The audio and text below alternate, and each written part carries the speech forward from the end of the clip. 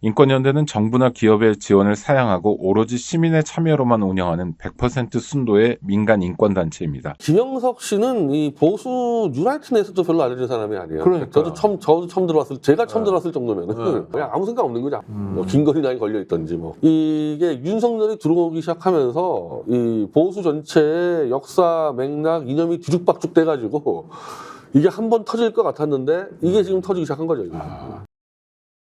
네, 구독자 여러분 안녕하세요. 마키아벨리입니다. 오늘도 구독자 여러분들과 함께 정치를 보는 안목을 키워보겠습니다. 변희재 대표 나와 계십니다. 어서 오십시오. 네, 안녕하십니까. 네. 기사가 막 떠서 뭔가 변 대표님 관련 기사가 떠서 뭔가 봤더니 집회를 뭐 주최하셨나 했는데 유죄 선고가 나왔다라는 건데요. 최근에 이제 저 관련 기사는 제가 법원에서 패소한 기사만 나갑니다. 승소한 기사 절대 안 나가고 나름 활동하는 거 절대 안 나가고. 그래요? 제가 이 검찰과 이 그러니까 검찰 형이 대법원 확정이 나왔다는 거죠? 확정 2심에서 나온 건데 제가 이제 못 받아들이겠다 해서 상고했는데 1년 넘게 있다가 이번에 결정한 거죠. 그래서 어떤 처벌을 받으셨나요? 벌금 150만 원에 집행유예인데. 그러면 그러니까 사실상 무죄에 가까운. 근데 이제 저는 이제 거의 무죄로 투쟁을 했었기 때문에, 그러니까 이게 코로나 때 이제 집회 문제예요. 그래서 이걸로 사실은 코로나 때 집회 금지가 걸려가지고 제가 알기로는 좌우 운동가 아마 300여 명이 다 처벌을 받았는데 한 몇 달간에 걸쳐서. 근데 이제 저 같은 경우는 내가 받아들일 수가 없다. 그래서 제가 아주 막 법정에서 결사항전을 했는데, 뭐 제가 내놓은 논리는 우리가 집회를 하면은 신고 절차를 밟습니다. 그래서 경찰과 신고 절차를 밟아가지고 한마디로 집회를 내가 할 수 있는 권리를 취득하는 거죠. 그러면은 국가의 무슨 비상사태라 그래서 취득한 권리를 뺏어가는 거란 말이에요. 그러면 최소한 내가 취득할 때 했을 때 정도의 절차는 밟아야 된다, 국가도. 근데 이거는 그냥 박원순 시장이 그냥 방송으로 집회 다 금지 이래가지고 이제 됐다 그러면은 나는 통보 못 받았다. 가지고 들이받고 싸우는데 하여튼 이거 가지고 다 벌금 뭐 주로 뭐 100에서 뭐 50, 30 다 받았는데 들이받고 계속 제가 이 헌법상 자유를 유지하니까 2심 재판부가 그래도 집행유예라는 나름대로 선처해 준 거죠, 따지면. 아니 사실 뭐 징역형의 집행유예는 있지만 벌금형 집행유예는 도입된 지 10년이 안 됐거든요. 그래서 적용 사례가 많지 않습니다. 저는 이번에 처음 알았어요. 많이 제도를 처음 알았어요. 처음 알았죠. 제가 받으면서. 왜냐면 현장에서 이 판사가 이제 이 판결이 있는데 아니 벌금 그냥 나오더라. 이게 뭐냐 그랬는데 집행유예라는 말을 제가 못 알아들었죠. 있는지 몰랐기 때문에. 그래서 우리는 선고유예라고 잘못 알아들었어요. 사실. 그래서 우리는 지금까지는 선고유예면 선고유예라고 알고 있었는데 집행유예더라고. 하여튼 그래서 집행유예라는 건 150만 원어치 벌금을 받을 만큼 잘못을 했지만 그 집행은 뭐 재범하지 않으면 유예함으로써 뭐 일종의 선처이기도 한데 법원에 그러니까 지금 변 대표님 말씀하신 것처럼 좀 물음표를 찍을 만한 사건이었다라는 걸 대법원과 항소심 법원이 인정한 거네요. 법원에서 그때 판단 내리기는 그러니까 서울시가 비상사태에서 그런 방법으로 그러니까 시장이 직접 방송하는 방법으로 전달하고 뭐 프레임카드 걸고 이건 적법하다. 절차를 제가 원하는 대로 정확히 절차를 지켜서 당사자에게 주지 않아도 된다. 근데 그렇다고 해서 의도적으로 내가 막 법을 어기기 위해서 막 의도적으로 불법적 강요하고 그렇게 한 건 아니다 이래가지고 그냥 적당히 타협을 했는데, 근데 저는 이거 나중에 한번 재심 또 넣으려고 합니다. 집회 자유를 아무리 비상사태라도 이렇게 쉽게 치면 안 된다 그래서 다시 한번 재심 넣으려고 그래요. 알겠습니다. 저도 그 사실 벌금 150만 원은 실제로 뭐 납부하지 않아도 되는 처벌이라 아무것도 아닐 수 있지만 대한민국 헌법이 보장하고 있는 집회 시위의 자유를 정부가 제한할 때도 그래도 기본적으로 주권자인 국민에 대한 뭐 기본적인 조치 같은 건 있어야 된다라는 건 뭐 상당히 설득력 있는 말씀이고요. 그런데 그렇게 맨날 싸우면 고단하지 않으세요? 근데 이게 그냥 하도 많이 하다 보니까 이제 뭔가 난 좀 이상하다 싶으면은 바로 잡아야 돼요. 그냥 놔두지 못하겠더라고. 성격이에요? 성격이 원래 안 그랬는데 자꾸 하다 보니까 자꾸 못한 짓을 하다 보니까. 아니 근데 그러면은 이 소위 쟁송 법적 다툼을 하는데 빼앗기는 시간이 너무 많아지지 않으세요? 그렇긴 한데 이 법적 다툼으로 가는 게 제일 또 성과를 내기 빠른 지름길일 수도 있어요. 그래서 예를 들면 우리가 좀 골치 아픈 상황이 벌어졌다 그러면은 저쪽이 소송해 주면은 재판에 가서 증거를 취합해서 해결하는 경우도 상당히 많죠. 그렇죠. 그리고 아니 코로나라는 게 뭐 그때만 있고 2020년, 21년, 22년 이때만 있고 앞으로 전혀 없을 사태가 아니라 모르잖아요. 또 비슷한 사례가 있을 때 국가가 개인이 가지는 기본권을 어떻게 제한할 거냐. 그렇죠? 이것도 사실은 이 사건에서 우리가 좀 들여다볼 대목인 것 같아요. 그게 감염병 예방 관련 법이었는데 네네. 그게 처음으로 적용된 그렇죠. 재정 이후로 처음으로 적용됐는데 너무 저는 남용했다고 생각합니다. 수백여 명이 처벌받았어요, 운동가들이. 네. 그러면은 비슷한 상황에서 이거를 예를 들면 윤석열 정권 같은 데서 얼마든지 악용할 수 있거든요. 그렇죠. 그래서 저는 이거는 다시 바로 잡아야 된다. 맞습니다. 그래서 그렇게 수많은 사람을 처벌하는 방식으로 가는 것밖에 없네요, 국가라는 게. 그러니까 충분히 아닐 수도 있었다는 네. 게 제가 그 대안을 제시했고 일정 정도 법원이 인정한 거죠. 알겠습니다. 하여튼 고생하셨는데 나중에 또 재심도 하신다니까 지켜보도록 하겠습니다. 광복절에 대한 이야기들을 많이 하는데 일단 대통령 부부를 주목해 보면 광복절 첫 일정이 유경수 그러니까 박정희 전 대통령 부인이죠. 묘소 참배였는데 이건 어떻게 평가하시나요? 격이 안 맞죠. 격이 안 맞죠. 이거는. 네. 이거는 어쨌든 유경수 여사가 보수에서는 굉장히 이제 높이 평가받는 뭐 영부인이긴 한데 영부인이라는 것 자체가 공적주의가 있는 자리가 아니기 때문에 네. 그리고 최근에 돌아가신 것도 아니고 그렇다고 또 윤석열 대통령과 무슨 관계가 있는 사람도 아니고 8.15라는 이제 대한민국의 굉장히 큰 경축일에 어찌 보면은 그냥 한갓 대통령 부인 그것도 예전에 돌아가신 50년 전이죠. 예. 또 하나는 자기가 잡아놓은 자기가 뇌물죄로 30년을 잡아놓은 박근혜 대통령의 어머니고 이런 부분에서 대통령 이 두 부부가 공식적으로 8.15 행사에 찾아간 거는 격에 전혀 안 맞는 네. 아주 좀 치졸한 정략적 정치적 행보다. 그리고 사실 유경수 묘소라고 하지만 이게 유경수 묘소가 아니라 박정희 유경수 묘소잖아요. 그럼 더 이상하죠. 네.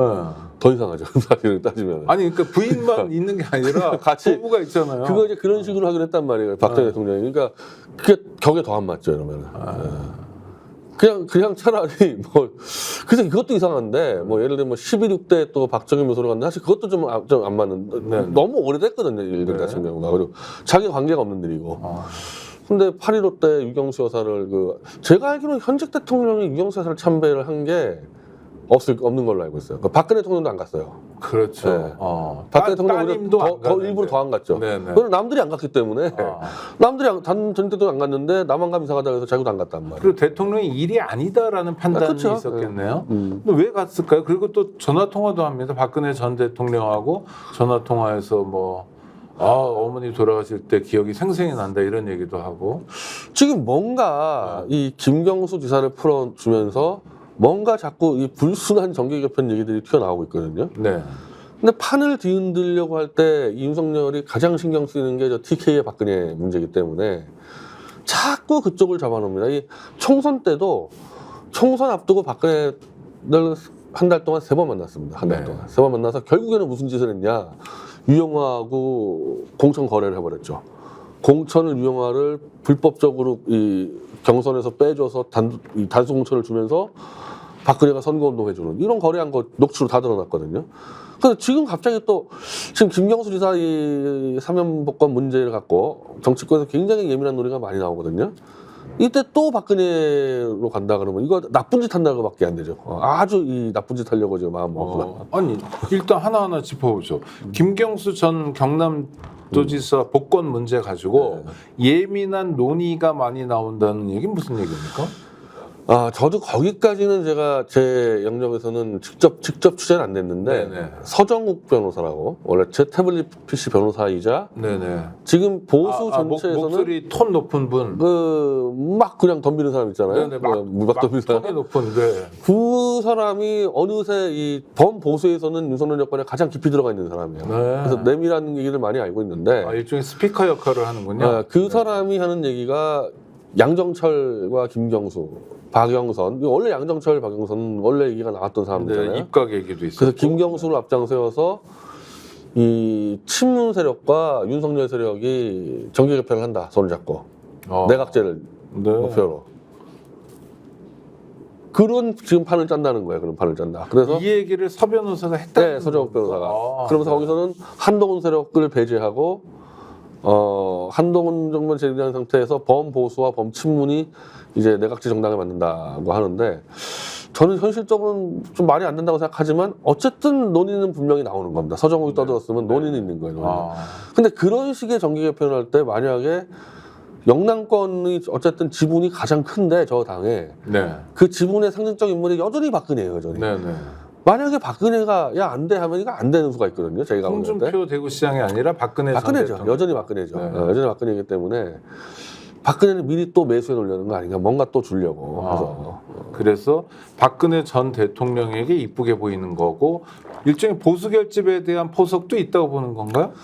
그렇죠. 그러니까 무슨 정계 개편할 때 어쨌든 친문하고 정계 개편한다? 일반적으로 뭐 친문 지지 세력이나 보수나 둘 다 이상하게 생각할 거 아닙니까? 네네. 그러니까 일단은 보수를 지금 뭐 눈을 가리고 눈과 귀를 가려서 뭐 이상한 정계 개편하려고 그럴 때는 박근혜를 잡아놓는 게 제일 쉽다고 생각하는 거겠죠. 그러면 이거는 이를테면 뭐 내후년 지방선거 때 개헌도 같이 하면서 내각제로 가자 그런 얘기들이 늘 있잖아요. 계속 있는 건데. 임기 단축을 뭐 한 네. 1년 정도 받아들이고 1년 안 되죠. 6월이니까. 뭐 그런 연장에 있다고 보는 건가요? 계속 그런 말들이 나오고 있는데 실제로 저는 친문하고 한다는 건 조금 이상하긴 한데 네네.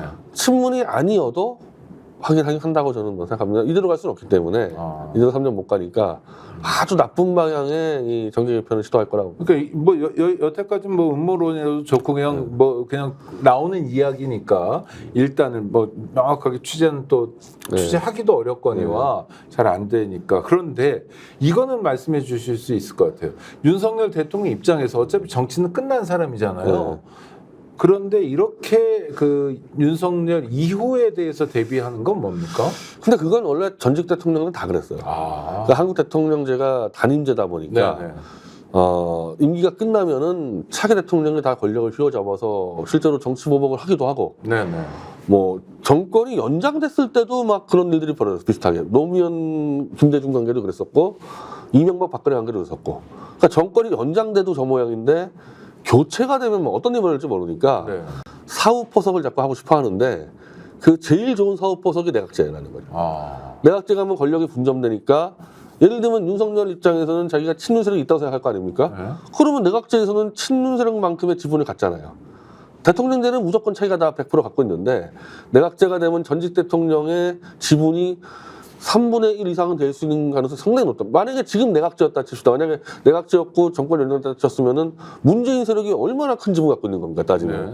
그러니까 그런 거를 다 꿈꿨죠. 그래서 이명박도 그랬었고, 사실은 여러 차례 내각제를 원했었죠, 전직 대통령들이. 그러나 다음에 대통령 하고 싶어 하는 사람들은 차기가 이제 반대할 거 아니에요. 내각제 벽을 못 넘어선 게 차기 대권 주자가 반대해서 다 못 넘어섰죠. 그렇죠. 아니 그 사람들은 눈앞에 어른어른 거리는데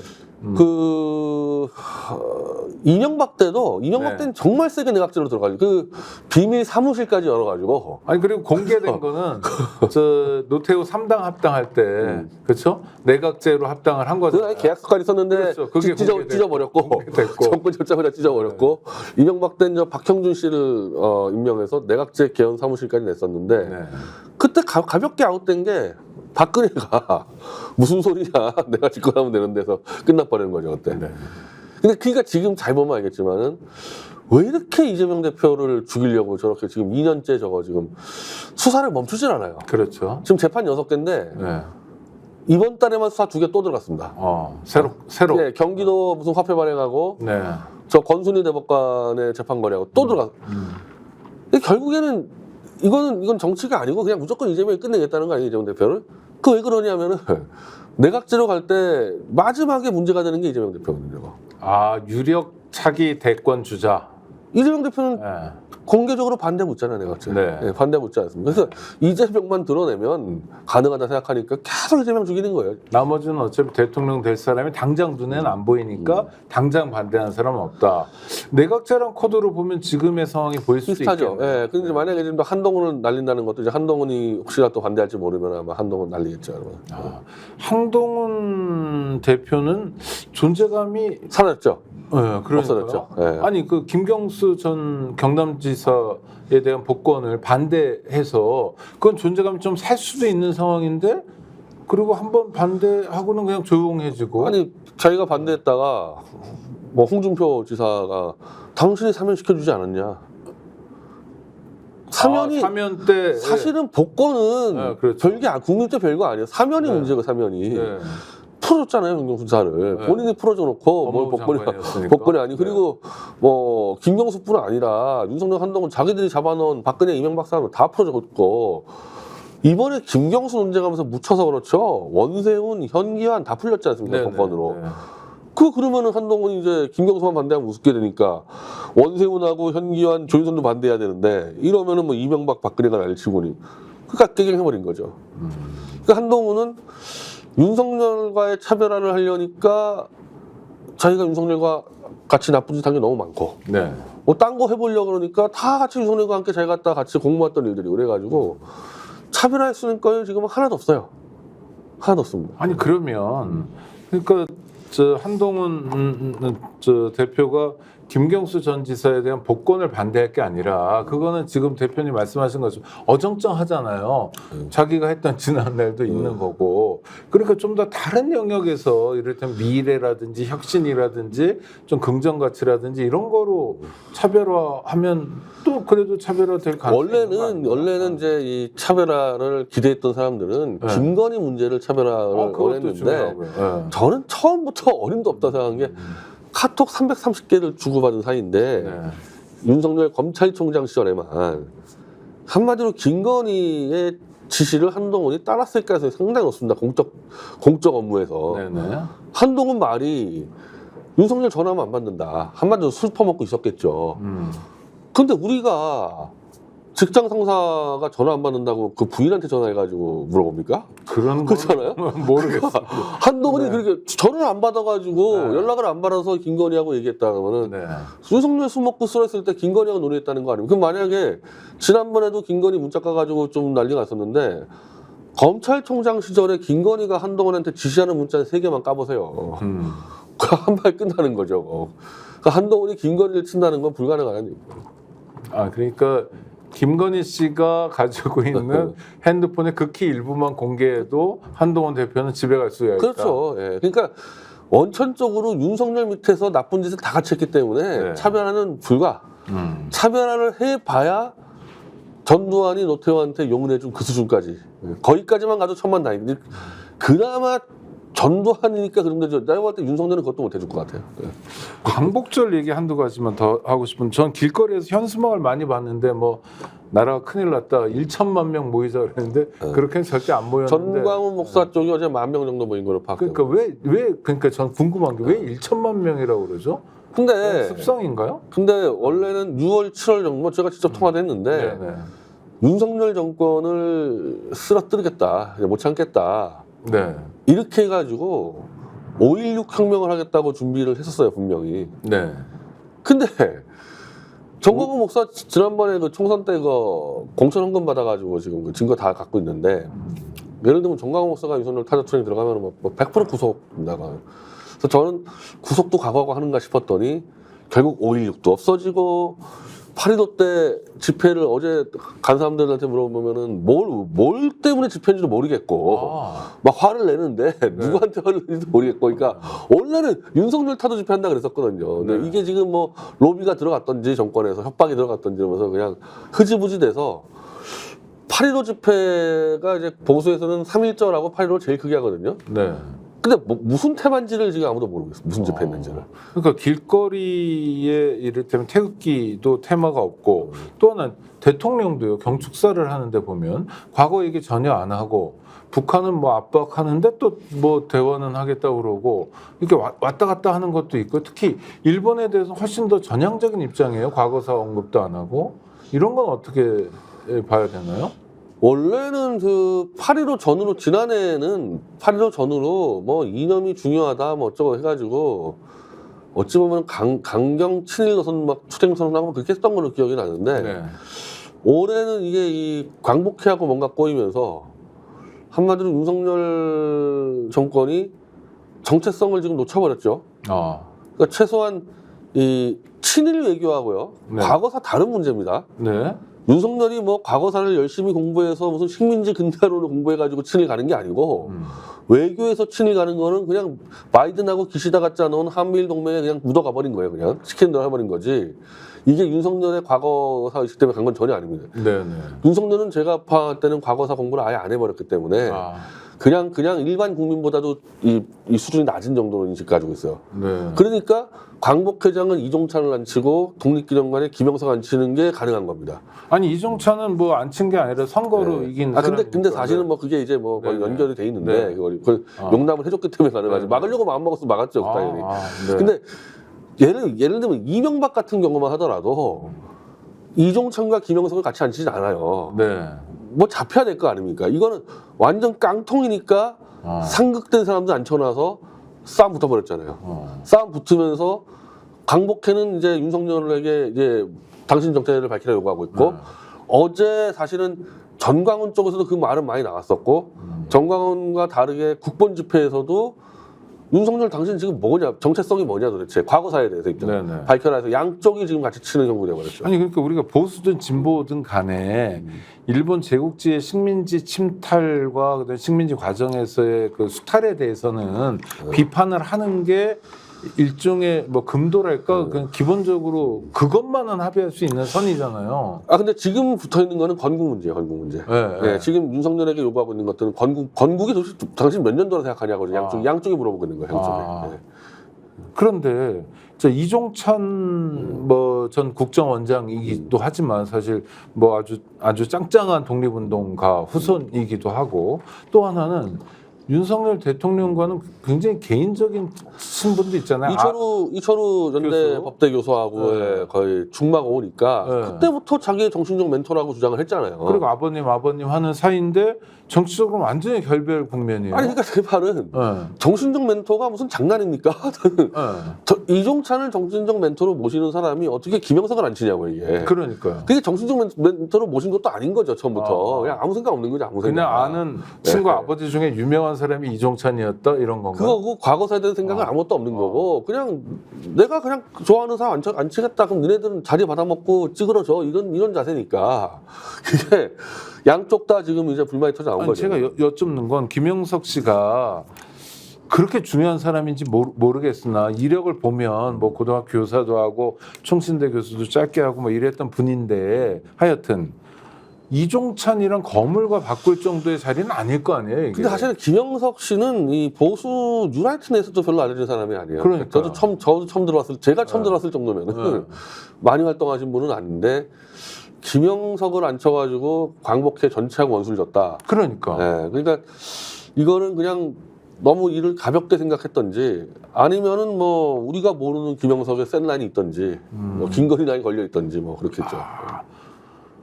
모든 길은 김건희로 통하면 안 되는데 아니 그러니까 좀 이해가 안 되고요. 그리고 이제 이번 발언이 문제가 됐어요. 그러니까 양쪽이 다 물어보니까 당신 건국이 언제냐 물어보니까 윤 대통령이 뭐라 설명했습니까? 먹고 살기 바쁜데 무슨 개소리니까. 그럼 분명히 작년에 이념이 저중요하다고 얘기했던 사람이 건국이 뭐냐고 물어보고 있는데 먹고 살기 바쁜데 뭐냐 물어보냐 그러니까 이거 갖고 목숨 거는 사람들 입장에서 이 사람 뭐냐, 이 사람 도대체 누구 대통령이냐, 양쪽한테 지금 다 몰리고 있는 거죠, 이게. 그러니까 별로 중요한 사람도 아니고 광복절 그 경축식을 쪼개져서 하는 거는 건국 이래 처음이라고 하는데 이거는 정치적으로 데미지 아닙니까? 아, 지금 보통 큰 데미지가 아니에요. 이게 왜냐면 내부 문제이기 때문에 그래 이게 외부 공격이 아니거든요. 네. 어쨌든 광복해도 자기가 한 거 아닙니까? 그리고 독립기념관 자기가 안 쳤잖아요. 네. 근데 자기 내부 사람들이 전쟁 들고 일어나니까 이거는 지금까지 받은 공격보다 훨씬 더 데미지가 크죠. 이렇게 되면. 네, 그러니까 조경태 의원도 그 김영석 관장 보고 그만둬라. 사실상 그런 얘기를 했잖아요. 거취를 스스로 아니, 근데 정해라. 조경태 씨는 또 그렇게 얘기하는데 네. 유영하가 갑자기 또 이종찬 보호를 또 그만두라고 지금 하고 있어서 그러니까 내전이 벌어지는 거야. 자꾸 이렇게 커져가지고. 나는 유영하의 공격도 정말 우스운 게 네. 의외네요, 약간. 저도 약간 의외였어요. 근데 네, 네. 아니 왜냐면 민정당 출신이 어디다 대고 떠드냐 그러는데 네. 지금 국힘당이 민정당의 후신이잖아요. 그럼요. 그대로 이어받았잖아요, 민정당은. 네.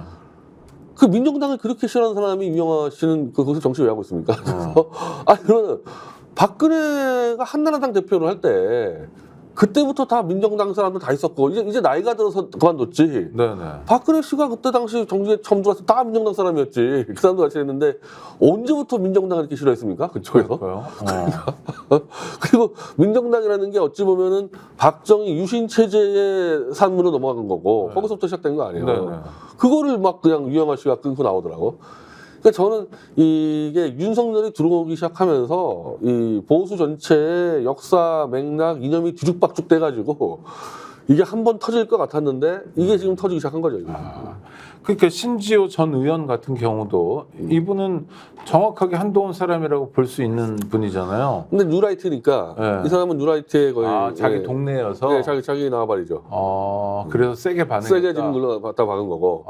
그러니까 지금 사람들이 이종찬, 김영석 가지고 지금 3분 5일 되고 있어요. 네. 그 전체적인 장애 보수는 이제 이종찬 물러나라 그러고 있고. 아니 근데 윤석열 대통령이 뭐 평소 알려진 건 다른 건 잘 못해도 의리는 중요하게 생각한다. 고등학교 동창, 선후배 이런 거 중요하게 생각한다 했는데 이종찬 광복회장에게 하는 거는 물론 본부 장관이 가서 뭐 참석해라 이런 건 있었지만 이렇게 홀대하는 건 좀 이해는 안 돼요. 자기가 볼 때 홀대는 생각 안 하겠죠. 자리만 주면 되지 뭘. 그러니까 솔직히 윤석열 사람이 이념을 중시 여기겠습니까? 뭐 과거사니 뭐니 중시 여기겠어요? 아이 광복회장 그 자리 줬으면 되지. 왜 독립기념장 딴 사람한테 시비 거냐 이런 생각 안 하겠습니까? 그 맥락을 이해 못하는 사람이니까. 근데 사실은 앞뒤 안 맞는 게 한두 개가 아니었거든요 지금까지. 그게 이제 쌓이다가 지금 터지기 시작한 거죠. 그러면 이런 경우면 앞뒤가 안 맞으면 수습도 어렵거나 어렵죠. 예. 뭐 생각했어야 수습을 하는데. 그러니까 예를 들면 지금 이제 양 노선자 칩시다. 네. 그 중에 뭐가 자기하고 가깝고 자기가 어느 쪽인지를 알아야지 정리가 되는데 그 자체가 없기 때문에 정리가 안 되는 거죠. 이게. 아니 보통 사람들은 이렇게 되면 광복절 경축식 전에 김영석 독립기념관장이 스스로 물러나는 방식으로 사태를 해결하잖아요. 그래서 하여튼 광복회장에 와서 만세삼창 선창이라도 하도록 하지 않으면 모든 대통령이 그래 왔잖아요. 그렇게 하지 않는 이유는 지금 이종찬이 왜 화가 났는지는 모를 거예요. 그리고 보수들이 왜 지금 자기 물러나라 그러는지 모를 겁니다. 아마. 심각하네요. 뭐 근데 처음부터 윤석열의 발상은 보수주의도 모르고 보수 역사도 모르기 때문에 내가 그냥 정권 잡아주면 된 거 아니냐 니네들. 내가 잡아가지고 니네들 지금 뭐 자리 챙겨주면 된 거 이렇게 생각을 했기 때문에 그게 사실은 어쨌든 보수도 거기에 대해서 야합을 하고 타협을 하고 굴복을 했단 말이야 거기에 대해서. 근데 그게 한계가 있는 거죠. 이제 오랜 동안 가는 과정에서 결국에는. 그러면 박근혜, 이명박 두 명의 전직 대통령이 있다고 할 때 행보는 둘 다 공을 들이는 것 같지만 얼마 전에 또 이명박 전 대통령 부부를 대통령실에 초대해서 만찬을 뭐 3시간 넘게 했다고 그래요. 노인네들이 뭐 기운도 좋은 것 같은데 이건 또 어떤 의미입니까? 그때 이제 현기환은 이제 박근혜 쪽 사람을 풀어준 거고 사실은 이제 김경수 때문에 그러니까 저는 오히려 한동훈이 그 전략 쓸 수 있는데 국민들이 진짜 분노해야 될 이 사면복권은 현기환하고 원세훈이었어요. 그게 묻혔어요. 지금 아마 그 사람들이 복권 된지도 모르는 사람 찾을 겁니다. 8.15 때. 그거 원세훈 같은 경우는 무슨 국정농단으로 같이 집단으로 걸린 것도 아니고 자기가 국정원 특활비를 가지고 10억을 현찰을 들고 집에 가져갔습니다. 그 돈 가지고 아파트 샀어요. 그걸로 간 사람을 왜 복권을 시켜줍니까? 이거 완전 개인 비리인데. 근데 원세훈과 이명박은 원래 거의 세트 아니에요, 세트. 그렇죠. 서울시 때부터. 계속 이명박이 원세훈 복권해라 그래가지고 그 복권 해주고 이제 만찬한 거죠. 지금 윤석열은 자기가 이명박과 박근혜를 잡아놨다가 풀어줬기 때문에 이 약점이 돼 있습니다, 윤석열에게. 네. 그러니까 자꾸 박근혜 전화하고 뭐 어쩌고 하는데 이 사람들도 알아. 이명박 박근혜도. 자기가 윤석열에게 피해자라고 막 길길이 뛰면 윤석열 위험해지는 거 아닐까? 그걸 이용해서 자기들이 이익을 취하고 윤석열을 움직인단 말이에요. 그러니까 원세훈을 풀어주는 대가로 만찬 한번 해준 거라고 봐야 되는 거지, 이명박이. 아니 그래서 저 대통령실에서 공개한 사진 보니까 이명박 전 대통령이 정말 파암대소하고 있더라고요. 이렇게. 아니 자기의 그 범죄 공동체죠, 원세훈하고 이명박이. 자기 범죄 공동체 동지가 나왔으니까 어쨌든 이제 뭐 또 준비할 겁니다. 서울시 이제 뭐 지자체선거 때 또 준비하고 하지 않겠어요, 원세훈 데리고 해가지고. 아이고, 알겠습니다. 청문회 얘기를 좀 여쭤보고 싶은데 저희 방송을 통해서 몇 차례 8월 14일을 주목하라고 그랬는데 결과적으로는 맹탕이 돼버렸죠. 맹탕이 돼버렸지. 참 제가 청문회 보면서 이 국민의힘 사람들이 판단을 했어요. 아, 이 민주당 이 사람들 지금 세게 못 들어오는구나. 네. 계속 조롱을 하면서 이걸 반복을 했는데 장시호와 김영철이 뭐 불륜을 했던 뭘 했던 탕수육을 먹였던 그 자체가 중범죄 아니지 않냐. 이거 국힘당 얘기예요. 위증을 뭘 했고 뭘 조작했는지를 짚어봐라, 민주당. 그러니까 불륜 자체가 형사범죄 아니잖아요. 이게 나중에 뭐 직권남용 될 수 있지만, 그러니까 김영철과 장시호의 부적절한 관계를 통해서 재판에서 위증을 하고 증거를 조작했을 때가 중범죄가 되는 건데 민주당은 그날 아무것도 못 짚었습니다. 그러니까 이거 계속 짚으라고 요구를 하고 못 짚으니까 나중에 어떤 말까지 나왔냐면 장동혁 의원이 만약에 당신들이 장시호가 위증을 하고 증거 조작했다는 거를 얘기를 해주는 순간 우리는 박근혜 재심을 하겠다. 이게 왜냐하면 장시호 증언이 전부 다 이재용, 최순실, 박근혜 연관했기 때문에 박근혜가 억울하게 이제 누명 썼다는 얘기 아니냐. 그럼 우리는 박근혜 재심을 하겠다고 협박을 합니다. 장동혁이. 민주당 사람들이 아무 말도 못했어요. 아니 재심하는 게 뭐 협박? 그러니까 이게 나도 이해가 안 되는 게 재심을 하게 되면은 박근혜가 누구랑 싸우냐? 윤석열과 싸우는 거예요. 아니 민주당이 수사했습니까? 아니 그러니까 하라고 그러면 되잖아요. 그러니까 내가 그 자리에 있었으면은 그럼 우리가 증거 줄 테니까 재심하세요. 그리고 윤석열 한동훈 잡으세요. 그러면 역공이 되지 않습니까? 왜 꿀먹은 벙어리가 돼 있냐는 거야, 민주당 의원들이. 근데 이게 사전에 이미 제가 못 나갔다는 얘기는요. 제가 바로 아니 그러니까 안 부른 거죠? 막판에 그냥 결국 안 부르고 결정했는데 이건 뭐 정청래 위원장이 그냥 혼자서 길길이 뛰면서 못 나오게 막았는데 태블릿 조작 증거를 제가 들고 가는 거예요. 그러니까 국힘당 애들이 원하는 위증이나 증거 조작 증거를 가져오라는 제가 증거 조작 증거를 가져가 이걸 못 가져오게 막은 거예요, 정청래가. 왜 막은 거예요? 그 얘기입니다. 그러니까 이게 나오면은 박근혜가 재심 청구하면은 뭐 촛불 정신이 무너지고 이런 미친 생각들 잘못된 생각을 하고 있는 거죠. 상당수가 지금 민주당 법사위에서도. 아니 잠깐 정돈을 해보자고요. 박근혜 전 대통령이 형사처벌을 받았잖아요. 그러니까 재심은 청구할 수 있죠. 자기 마음이잖아요. 자기 개인 명예회복한다. 그거를 법원에서 받아들일 수도 있고 아닐 수도 있는 거예요, 그렇죠? 그리고 재심이 된다고 해서 꼭 인용되느냐도 별개의 문제인데 아니 개인이 그것도 그냥 보통 개인이 아니라 대통령을 했던 사람이 자기가 억울하다고 재심 청구하는 건 있을 수 있는 거잖아요. 그러니까 이 김영철 청문회에서 장시호의 증거 조작과 위증이 뭐 저는 장시호가 위증 뭐한지 대충 파악하고 있습니다. 그러니까 예를 들면 이런 거예요. 박근혜 집에 10억이 있으니까 그 10억을 네가 마음대로 써라. 이게 최순실이 장시호한테 했단 말인데 이걸 위증이라고 최순실과 박근혜 길길이 뛰었어요. 내 집에 무슨 10억이 있냐. 그래서 10억이 발견되지 않았거든요. 그럼 만약에 이게 위증으로 얘기되면은 박근혜 집에 10억도 없었는데 10억 있다고 위증해서 최순실과 나눠 먹었으니까 너희가 경제공동체. 이게 윤석열 한동훈의 논리였거든요. 이게 무너지니까 그럼 박근혜가 재심할 거 아니냐? 재심해야 되지 않겠어? 만약에 그러니까 저는 그게 사실이 아니라면 박근혜가 이쁘건 이쁘지 않던 그 사람 지지하건 지지하지 않건 간에 그 사람 억울한 거잖아요. 억울하게 처벌받으면 안 되잖아요. 이게 기본 아닌가요? 이게 민주주의 어느 당이 기본이죠. 그러니까 어느 당이건 간에. 윤석열 한동훈에게 박근혜는 당했으니까 그냥 너는 덮어. 우리가 당한 건 파헤칠게. 지금 민주당의 입장이 딱 그거였단 말이에요. 그러니까 박근혜한테는 억울한 거를 풀 기회도 안 주겠다. 그러니까 태블릿 조작이든 위증이든 그냥 똘똘 덮어버렸으니까 어떤 꼴이 났냐 청문회가 그냥 이 김영철하고 장시호가 놀아먹었다 끝. 그래요. 그걸로 끝난 겁니다 이게 여기서. 아, 참 답답하네요. 그러니까 박근혜가 아무리 나쁜 사람이고 정치적으로 하는 사람에도 억울하게 당했으면은 그 사람 자기 개인 명예회복할 수 있는 권리가 있는 거예요. 그 자기 마음이에요. 네, 그리고 그렇게 할까봐 위증과 조작을 덮어버리겠다 민주당에서? 그럼 김영철 청문회 왜 했습니까? 처음부터 하지 말던지 왜 했습니까? 그리고 그 말 그대로 검사 탄핵이나 이런 것들은 어쨌든 중범죄를 기준으로 탄핵시키는 겁니다 이게. 그렇죠. 그러면은 장수하고 놀아놨다가도 탄핵이 안 돼요. 그러니까 아까 말한 대로 박근혜 집에 10억 있었다 위증을 시켰다 이거. 그리고 태블릿 증거를 조작했다 모의 증거 위조 이런 게 징역 10년형이거든요. 이거를 얘기해야지만 탄핵되는데 이거를 싹 빼버리면은 김영철은 헌재 가면은 탄핵이 안 될 게 확실합니다. 근데 그렇게 하겠다는 거야 지금 법사위는. 그게 아니 저 뉴스타파 봉지욱 기자가 뭐 저 장시호 씨를 만났는데 자기가 너스레를 떨었나 봐요. 나는 뭐 검사는 다 알고 있다. 검사 오빠들 뭐 이러면서 근데 그런 류의 얘기들이 자꾸 나오는 게 사실은 뭐 그냥 주목하기에 클릭수 올리는 데는 좋지만 본질은 아니잖아요. 위증하고 증거 조작이에요 핵심은.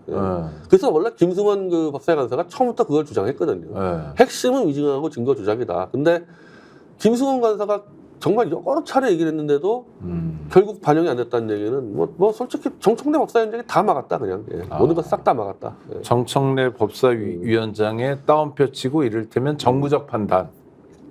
뭐 정무적 판단이라고도 뭐 얘기할 수 있겠죠. 판단. 정치적 판단인데 근데 나는 그랬으면요 정청래 위원장이 처음부터 김영철 탄핵을 하지 말자 그랬어야죠. 여기까지 왔는데 이제 언론들이 완전 조롱하고 있습니다. 이거 청문회 뭐하러 했냐 그래서 이거 헌재로 끌고 갔다가는 그냥 망신 나가는 거거든요. 누가 보나 맹탕 청문회인데 또 하나는 이렇게 맹탕 청문회가 되면 안 되잖아요. 아니 아직 남았단 말이에요 검사 청문회. 근데 김영철 청문회를 제일 먼저 한 이유가 뭐냐면 이게 제일 쉬웠기 때문이에요. 이게 드러난 증거 조작도 워낙 많았고 녹취도 있었고 저같이 나가서 발언하겠다는 이제 사람도 있었기 때문에 그런데 나머지 검사 3명은요 이게 간단치가 않아요. 나머지 뒤에 하는 검사 이제 박상용 검사는 이화영 지사에 대한 이 문제이기 때문에 그냥 이재명 방패라고 그냥 물어붙일 겁니다. 그렇죠. 김영철은 이재명과 전혀 관계가 없었거든요. 그 뒤에 나머지 2명은요 어찌 보면은 주관적 판단 차이일 수도 있어요. 이게 그러면은 이 사람들은 더 어렵거든요. 이걸 어떻게 마무리할 겁니까? 검사 4명 제가 볼 땐 탄핵 1명도 못 시킵니다. 그러면은 이재명 대표는 지금 안 그래도 지금 검찰이 계속 수사하는데 이걸 검찰을 보여줬어야 되거든요 한 방을. 무기를 뺏겨버린 겁니다. 그냥 민주당 법사위에서 이재명 대표의 무기를 뺏어버렸어요. 이래가지고 검찰하고 어떻게 싸우겠습니까? 그래서 지금 현재 이 하필이면 제가 못 나갔을 때 매불쇼에서 제가 국회에 나갔으면은 내가 설명했을 PT 자료하고 했어요. 10분 동안에. 너무 쉽거든요. 뭐 태블릿 PC에 설정돼 있는 지문을 삭제해버리고 뭐 L자 패턴을 쳐놓고 조작이 너무 확실하니까 이 민주당 지지자들이 이렇게 쉽게 조작을 설명하는 거를 왜 못하게 막았냐 해서 국회 청원에 들어갔어요. 전이제 다시 부르라고 국회에. 근데 청문회가 아니더라도 제가 국정감사라도 나가서 5분이면 돼요. 5분이면 5분만 설명하면은 꽤 많은 국민들에게 딱 정리가 되는데 그렇게 되면 박근혜가 이익 본다고 안 부른다? 나 도저히 나로서는 이해가 안 되는 거예요. 아니 일단 저도 이해가 안 돼요. 근데 이 보면 어때요? 아니 결과적으로 이익을 보면 어때요? 그게 촛불 정신을 어떻게 훼손하는 건? 촛불 정신 별개잖아요. 아니 촛불 정신이 무슨 조작 증거를 은폐하라고 아니면 조작을 시켰습니까 촛불이? 그러니까 정당하게 잘못된 정권을 심판하자 그랬었지 언제 누가 검찰보로 조작 증거하라 증거 조작하라 그랬겠어요. 그리고 촛불 정신이 조작이 들어왔는데 민주당에 이익이 안 된다고 덮으라? 이게 촛불 정신입니까? 이게? 그 촛불에 반하는 거죠. 이게 반대죠, 반대. 그러니까 지지자들의 뜻도 지금 못 따라가고 있는 거죠, 민주당이. 또 하나는 이렇게 탄핵이든 하여튼 청문회 할 때 증인들이 대거 안 나와 버리면 이게 정말 무용론일 텐데요. 그것도 이제 마찬가지인데 최순실은 자기가 나간다고 선언했습니다. 나가서 알아요. 자기가 나가서 탄핵 미웠더니 골치 아파지니까 태블릿 PC만 깔끔하게 얘기했다고 했어요. 그러면 장시호 검사들 안 나오는 거는 넘어간다는데 민간인들이 어떻게 대거 안 나옵니까? 국회가 거리한 상황을 어디 무슨 민간인들이 그것도 다 이제 범죄 피의자들이 아무런 장시호는요 불출석 사유 없이 안 나와버렸어요. 만약에 전화 최서원 같은 나가서 제대로 잡겠다 하면 장시호가 저렇게 뻔뻔하게 나올 수 있겠어요? 그러니까 무기가 없다는 걸 아니까 그냥 우습게 보는 겁니다. 그러면 다음번 청문회 때 보죠. 다음번 청문회도 진짜 이 꼴보다 더 심각할 텐데. 아니 이번 청문회 그래도 이문정 검사 혼자 앉아 있긴 했는데 나중에 그 정다은 씨가 나와가지고 그 사람 나와서 어느 정도로 좀 정리를 했죠. 그게. 근데 다음 청문회 가면 갈수록 이제 완전히 맹탕 내는 거죠. 청문회다운 청문회를 위해서는 국회 차원에서 준비를 좀 더 철저하게 해야 된다라는 교훈이라도 아니 얻었으면 철저한 게 좋겠네요. 아니라 왜 이상한 정치적 판단하는 겁니다. 그냥 진실 그대로 밝혀주면 되는 거지. 이 진실이 누구에게 도움될까 따져서 우리에게 도움 안 돼? 덮어버려? 윤석열이랑 무슨 차이가 있습니까? 그런 식으로 하면은. 진실의 힘을 믿어야 된다라는 거고요. 그게 앞으로도 청문회를 계속하는 데 있어서 국회 다수당이 꼭 명심해야 될 대목이겠네요. 전 이제 검사청문회가 3주 연속 나올 텐데 도저히 헤어나오지 못할 거고 이러면은 그럼 그 다음부터 청문회 못 하는 거예요 이제. 그렇죠. 국민들 입장에서도 보지도 않아요 이제 그러면 보지도 않아요. 관심도 없고 언론 보도도 안 되는 거고 그러지 않아야 되는데 맹탕 청문회를 넘어설 수 있는 방법은 누가 뭐래도 민주당이 어떻게 대응하느냐에 달려 있다. 그럼 진실 그대로만 가져오면 됩니다. 어렵게 생각할 거 하나도 없어요. 이게 진실이 터지면 진실을 밝힌 사람이 제일 큰 이득 보는 거지. 왜 딴 사람이 자꾸 이득 본다고 자꾸 그렇게. 알겠습니다. 진실의 힘을 믿어라. 오늘도 변희재 대표와 함께했습니다. 구독자 여러분 감사하고요. 변 대표님 고생하셨습니다. 감사합니다.